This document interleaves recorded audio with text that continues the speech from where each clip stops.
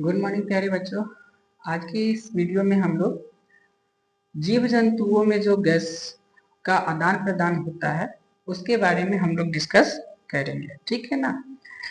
तो शुरू करते हैं। क्या है जंतुओं में गैसों का आदान प्रदान, है ना, जंतुओं में। ठीक है, तो आज इस टॉपिक से हम लोग शुरू करते हैं। देखिए, जो जीव जंतु होते हैं वो कई प्रकार के होते हैं। सूक्ष्म जीव होते हैं, निम्न श्रेणी के होते हैं, ठीक है, और उच्च श्रेणी के। श्रेणी में अगर बात करें तो दो श्रेणी के होते हैं, एक निम्न श्रेणी और एक उच्च श्रेणी के होते हैं, ठीक है। उसमें भी अगर निम्न श्रेणी में देखा जाए तो निम्न श्रेणी में दो प्रकार के, एक हम लोग एक कोशिकीय जीव के बारे में पढ़ते हैं, एक पढ़ते हैं हम लोग बहुकोशिकीय जीव के बारे में। तो सबसे पहले हम लोग बात करते हैं एक कोशिकीय जीव, ठीक है। जो एक कोशिकीय जीव होते हैं जैसे कि अमीबा, पैरामीशियम और भी बहुत सारे जो जीव हैं जो कि एक कोशिका के बने होते हैं, जिनमें कि किसी भी प्रकार का कोई श्वसन अंग नहीं होता है, उनमें श्वसन गैसों का आदान प्रदान कोशिका झिल्ली के द्वारा विसरण के जरिए होता है ना। विसरण आपको पीछे वाले क्लास में मैंने पढ़ा दिया था, क्वेश्चन वाले चैप्टर में विसरण के बारे में बताया गया होगा, ठीक है ना। विसरण प्रसारण अगर नहीं तो फिर आगे वाले में भी आ जाएगा विसरण, ठीक है ना। ये होता है। तो जो श्वसन गैसों का आदान प्रदान एक कोशिकीय जीवों में होता है वो होता है कोशिका झिल्ली के द्वारा विसरण के जरिए, है ना। यानी कि श्वसन गैसों का आदान प्रदान विसरण के जरिए एक कोशिकीय जीवों में होता है। वही अगर बहुकोशिकीय जीव अगर कोई है जो कि निम्न श्रेणी के होते हैं तो उनमें जो श्वसन गैसों का आदान प्रदान होता है वो उनकी सतह यानी शरीर की सतह के द्वारा विसरण के जरिए ही होता है ना। तो दोनों में चाहे वो एक कोशिकीय जीव हो, ठीक है, एक कोशिकीय जीव या फिर आपके बहुकोशिकीय जीव हो, ठीक है, बहुकोशिकीय जीव हो, दोनों में जो श्वसन गैसों का आदान प्रदान होता है वो विसरण के द्वारा होता है। किसके द्वारा होता है? विसरण के द्वारा।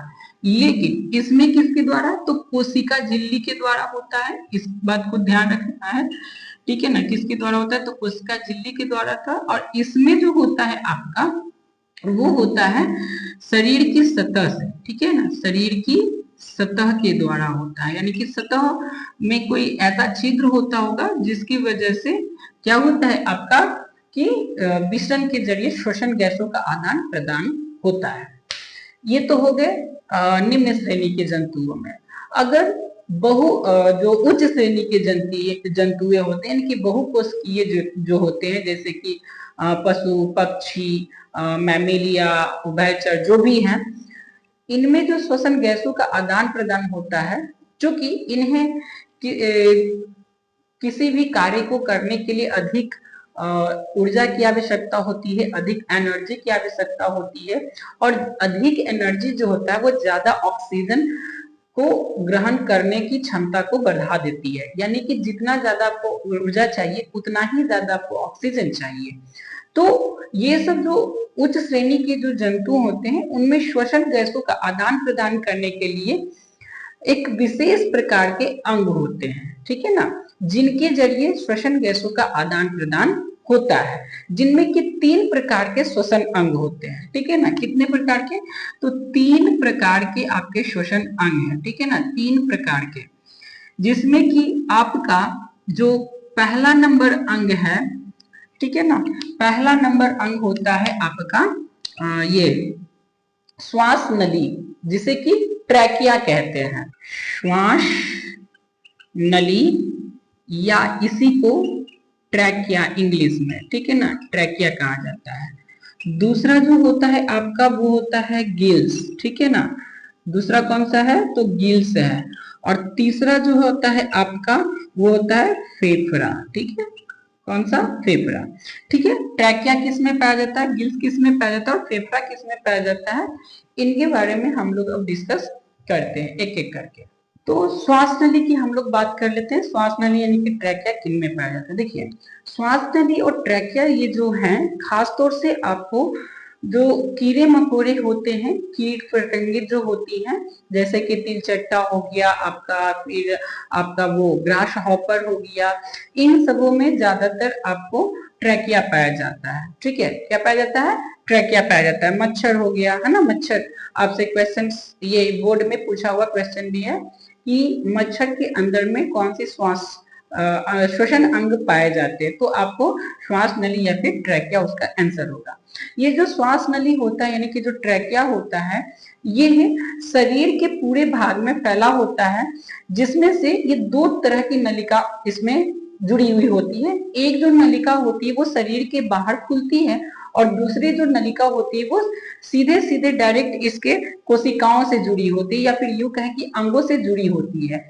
इन जीवों में खासतौर से अगर देखा जाए तो किसी भी प्रकार का कोई रक्त परिवहन के लिए यानी कि परिसंचरण के लिए जो ऑक्सीजन को एक जगह से दूसरी जगह लाते ले जाते हैं, वैसा कोई अंग, वैसा कोई लिक्विड यानी कि खून उसमें नहीं पाया जाता है। चाहे वो तिलचट्टा हो, चाहे आपका ग्रासहॉपर हो, मच्छर हो या फिर कोई भी जो कीड़े मकोड़े जिनमें की ट्रैकिया पाया जाता है, उनमें खासतौर से आपको किसी भी प्रकार का कोई लिक्विड ऐसा नहीं होता जो ऑक्सीजन को बांधने वाला हो, है ना, ऑक्सीजन को बांध सके और उसको एक अंग से दूसरे अंग तक, यानी कि जैसे कि हम लोग में क्या है कि ब्लड है जो कि ऑक्सीजन के साथ वो संयोग करता है और फिर उसे आपको क्या करता है कि जहां भी मतलब कोशिका में जरूरत है तो कोशिका में या फिर जिस जगह पे जरूरत होती है उस जगह पे पहुंचाता है। लेकिन जो तिलचट्टा है, आपका ग्रासहॉपर है, मच्छर है, ये सब जो होते हैं इनमें ऐसा कोई वर्णक नहीं पाया जाता, खासतौर से हीमोग्लोबिन नहीं पाया जाता, ठीक है ना। तो जब हीमोग्लोबिन नहीं पाया जाता, ब्लड का कलर जो होता है हीमोग्लोबिन के वजह से ही लाल होता है, तो इन सबों में हीमोग्लोबिन वर्णक नहीं पाए जाते जो कि ऑक्सीजन को बांधेंगे। अतः इनमें अगर ब्लड होता भी है, बेसिकली ब्लड जैसा होता है, ठीक है ना, अन्य पदार्थों का परिवहन करने के लिए, लेकिन ऑक्सीजन का परिवहन करने के लिए नहीं होता है, तो इनमें जो ब्लड होते हैं वो व्हाइट कलर के होते हैं, उनमें कोई वर्णक नहीं पाया जाता, ना तो वो नीला होगा, ना हरा होगा, ना पीला होगा, ना लाल होगा, किसी भी प्रकार का कोई वर्णक उनमें नहीं पाया जाता है, ठीक है। आई बात समझ में। तो ये आपका हो गया श्वास नली यानी कि ट्रैकिया। दूसरा जो है वो है आपका गिल्स के बारे में, है ना। गिल्स खास तौर से जो जलीय जीव होते हैं, जो जैसे कि मछली हो गया ना, तो मछली में खास तौर से आपको ये पाया जाता है, गिल्स पाया जाता है। गिल्स जो होते हैं दोनों आंखों के ठीक पीछे में पाया जाता है, पार्श्व भाग में पाया जाता है, और इसमें कई प्रकार के छोटे छोटे थैली नुमा स्ट्रक्चर होता है जिसे कि गिल कोष्ठक कहते हैं। और गिल कोष्ठ जो होता है वो आगे जाकर के गिल्स पट्टिका के द्वारा एक दूसरे से अलग बटे हुए होते हैं, और एक आपके जो गिल्स होते हैं उसमें कई सारे गिल कोष्ठक पाए जाते हैं। इसमें होता क्या है कि जब मछली अपने मुंह से पानी को ग्रहण करती है और वो पानी जो होता है वो गिल्स कोष्ठक की ओर जाता है, गिल कोष्ठक में जाता है, तो गिल कोष्ठक में होता क्या है कि पानी में जो घुला हुआ ऑक्सीजन होता है वो वहां से एब्जॉर्ब कर लिया जाता है और ब्लड के माध्यम से उसके मछली के पूरे शरीर में फैल जाता है, और पानी को फिर वो गिल्स के पिछले वाले भाग से बाहर निकालते जाता है, जिसके साथ साथ कार्बन डाइऑक्साइड भी उसमें घुलता जाता है। तो इस प्रकार से गिल्स का कार्य होता है मछलियों में, खासतौर से जो जलीय जीव होते हैं उनमें पाए जाते हैं, ठीक है ना। तो ये हो गया आपका जो श्वसन जल में होता है, जल के द्वारा होता है, जिसकी जल के ऑक्सीजन को ग्रहण करके होता है, वैसे श्वसन को हम लोग जलीय श्वसन के नाम से भी जानते हैं, ठीक है ना। किस नाम से? तो जलीय श्वसन। नेक्स्ट जो है वो है आपका फेफड़ा के बारे में, ठीक है ना। कौन सा है? आपका फेफड़ा। देखिए फेफड़ा उच्च श्रेणी के जंतुओं में पाया जाता है, जैसे कि आपका ये पक्षी हो गए यानी कि जो उड़ने वाले हो गए, उभयचर में भी पाए जाते हैं, सरीसृप में पाए जाते हैं, मैमिलिया में पाए जाते हैं, ठीक है। इन सब जीवों में आपको जो है वो फेफड़ा पाया जाता है, ठीक है ना। फेफड़ा ये दो भागों में, अगर मनुष्य की बात करें तो दो भागों में बटा होता है, दायां और बायां। इसके अंदर में भी कई प्रकार के वायु कोष्ठक होते हैं जो कि एक साथ लगभग 400 से 800 वर्ग मीटर स्क्वायर जो होता है ना वो हवा को अटैच करने का क्षमता रखता है, ठीक है। तो और ये सरीसृप में भी पाया जाता है फेफड़ा, इसके अलावा ये उभयचर प्राणी में भी पाया जाता है।